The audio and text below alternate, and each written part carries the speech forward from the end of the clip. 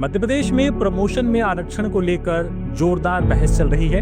ये बहस हाईकोर्ट में तो चल ही रही है, लेकिन साथ ही पूरे प्रदेश के सरकारी कर्मचारियों के बीच भी ये खबर चर्चा में है कि आखिर मामले पर होगा क्या, क्योंकि आज 12 नवंबर है और आज मामले की सुनवाई भी हाईकोर्ट में हुई।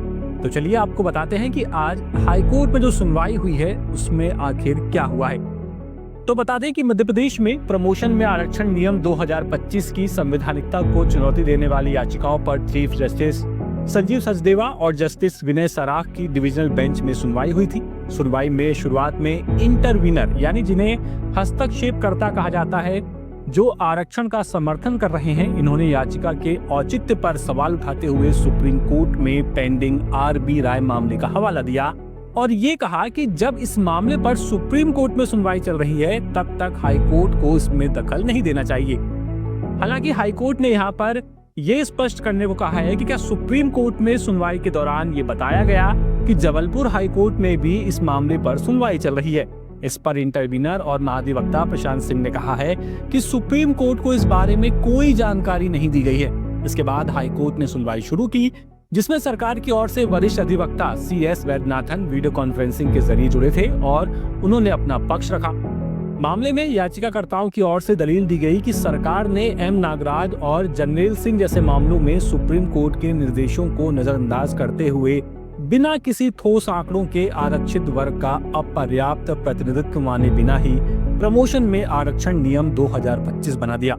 हाईकोर्ट में ये भी कहा गया कि संविधान का अनुच्छेद 14 और 16(1) समान अवसर की गारंटी देता है और प्रमोशन में आरक्षण इस सिद्धांत का उल्लंघन करते हैं। याचिकाकर्ताओं ने यह भी कहा है कि आरक्षण का मकसद नियुक्ति में मौका देना है, ना कि पूरी सेवा अवधि में बार बार फायदा देना। कहा गया कि अगर सिलेक्शन के बाद भी हर लेवल पर आरक्षण जारी रहता है तो ये अनारक्षित वर्ग के साथ भेदभाव होगा। कोर्ट ने मामले की अगली सुनवाई अब 13 नवंबर तक टाल दी है।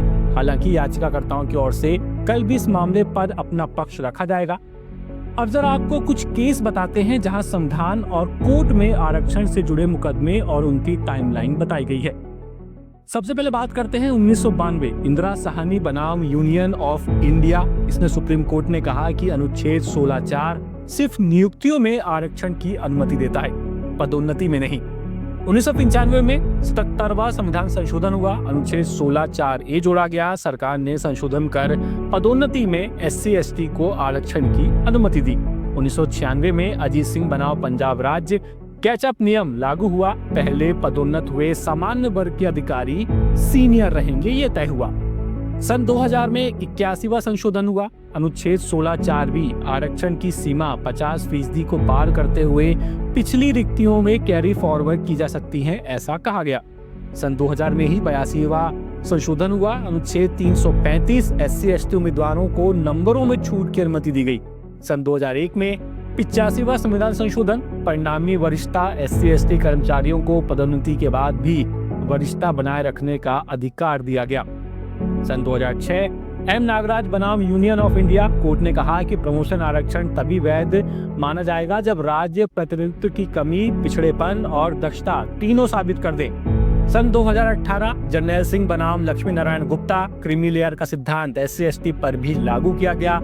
सन 2019 में BK पवित्रा बनाम भारत संघ प्रमोशन में आरक्षण नीति बरकरार बशर्ते राज्य पर्याप्त आंकड़े पेश करें। तो ये थे कुछ ऐसे मामले जो प्रमोशन में आरक्षण को लेकर चर्चा में रहे हैं और अब MP का ये केस कितनी चर्चा बटोरता है, ये देखने वाली बात होगी।